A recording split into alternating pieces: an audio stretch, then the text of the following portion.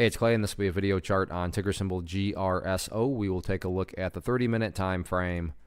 Real quick, what do I mean by 30-minute in case maybe you're new to charts? Instead of each one of these candlesticks here representing 1 day's worth of price action, which is what you would normally see, each one represents 30 minutes. So while this here may look like several days worth of time, it's actually today's price action broken down into 30-minute time slices.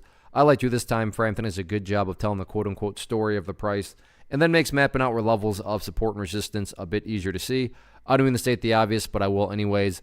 Very nice movement today, not only from the price action perspective, but you also look down here at the volume and well above average volume on the day. So a lot of eyeballs on it. So let's map out some areas of support, and then we can talk areas of resistance. So the first level is what I would call the ideal area of support. When you say, hey Clay, what would make this chart look the absolute strongest going forward?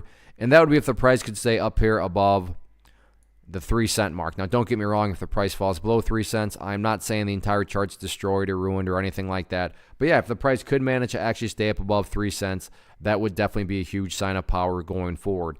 Taking a step back and looking at things from the big picture point of view, so this certainly assumes that you have more of a broader time horizon on things, but that is where the purple line comes into play, the famous 50-period simple moving average.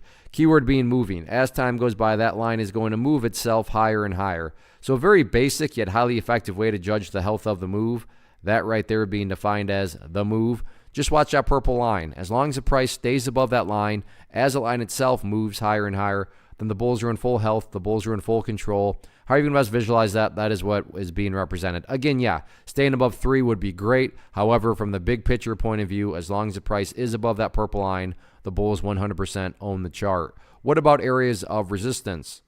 Nothing fancy or complicated here other than the fact that the party finally stopped today during that final 30 minutes right up there at 0.042. So 0.042, public enemy number 1 going into Friday, and then next week if it's not broken tomorrow on Friday. But at the end of the day, resistance levels matter, but they don't matter. What matters the most is what the chart has already been doing, and that is right here. As long as the price can continue to be building these higher bases, or if you want to picture those as stair steps, so as long as stair steps continue to be built in the upwards direction, or in other words, just stay above that purple line, then the bulls are in full control, and that's what you want to focus on.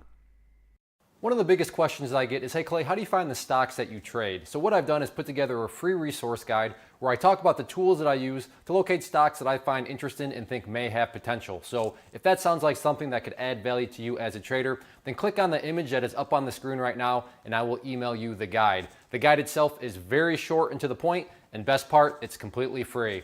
Thanks for watching the video. Let me know if you have any questions.